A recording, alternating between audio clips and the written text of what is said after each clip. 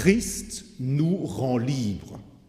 Il veut nous rendre libres dans la communion éternelle avec lui, mais le focus cette année, c'est Christ veut nous rendre libres aujourd'hui, pendant notre vie sur terre. Il veut nous rendre libres comme Jésus-Christ était un homme libre.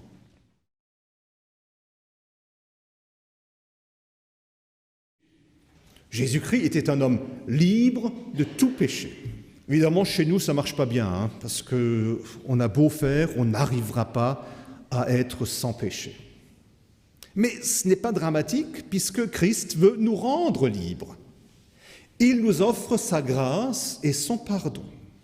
Cette liberté n'est accessible que si nous acceptons de reconnaître nos fautes, si nous acceptons de nous remettre en question, si nous faisons preuve de repentir et si nous sommes sincèrement décidés à nous amender, autrement dit, à ne pas recommencer. Et chers frères et chères sœurs, c'est un des aspects auquel nous voulons accorder une importance particulière cette année, cet aspect de la repentance, de se remettre tout le temps en question pour pouvoir accéder au plein pardon de Christ qui veut nous rendre libres.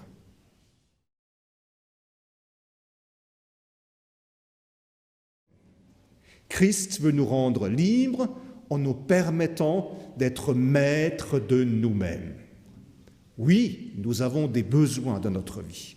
Nous devons manger, boire, nous avons besoin de nous habiller, nous avons besoin de nous réaliser dans notre vie. C'est un besoin absolument légitime. Nous avons besoin d'avoir du succès, nous voulons nous réaliser dans notre vie, tenir notre place dans la société et accomplir un certain nombre de choses parfaitement légitimes. Mais Christ veut nous aider à ne pas devenir esclaves des choses matérielles, à ne pas devenir esclaves de notre condition humaine. Réfléchis. Qui es-tu? Nous avons choisi. Nous sommes un enfant de Dieu. Nous nous sommes donnés à Jésus-Christ. Nous sommes engagés à le suivre. Nous voulons être en communion avec Dieu et nous voulons entrer dans son royaume. Ça, c'est moi.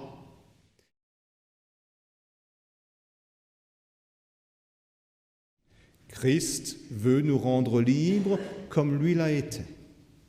Il nous apprend à aimer comme lui a aimé. Nous ne sommes pas aveugles, nous sommes tous sauf naïfs. Nous voyons l'altérité de notre prochain. Il n'est vraiment pas comme nous, il est vraiment différent et parfois cette différence nous pèse. Ok, il est différent, mais c'est quelqu'un pour qui Jésus est mort. Et ça prime sur tout. Jésus est aussi mort pour sauver celui-là. Et une fois qu'on a intégré ça, la réaction par rapport à l'autre est différente. Moi, je vois une chose, Dieu l'aime, il est mort pour lui, et je voudrais qu'il ait le même salut que moi, j'ai obtenu.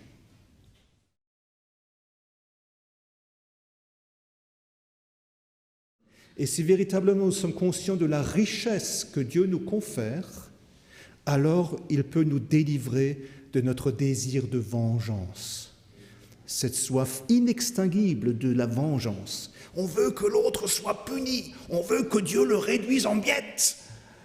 Il faut qu'il souffre, il faut qu'il soit puni. Mais encore une fois, c'est une soif inextinguible parce que quoi qu'il arrive, on ne sera jamais complètement satisfait.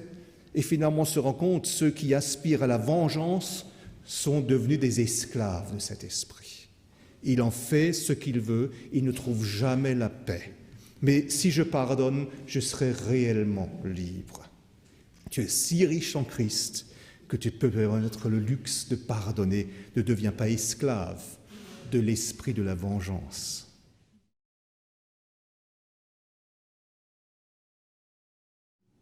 Si nous avons parfaitement confiance en Dieu, Dieu me donne ce dont j'ai réellement besoin.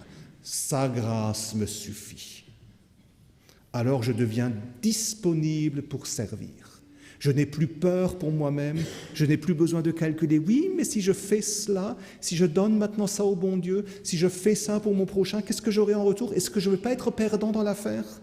Je n'ai pas besoin de salaire, je n'ai pas besoin de ceci, de cela. Dieu me donne tout l'héritage de Christ est pour moi.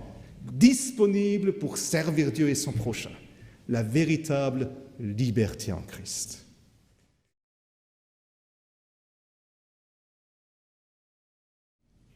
Aujourd'hui, n'importe qui a le droit de dire n'importe quoi. On peut exprimer publiquement les idées les plus saugrenues. Je respecte. Mais à ce moment-là, il faut aussi qu'on accepte que nous, chrétiens, nous disions aussi ce que nous pensons.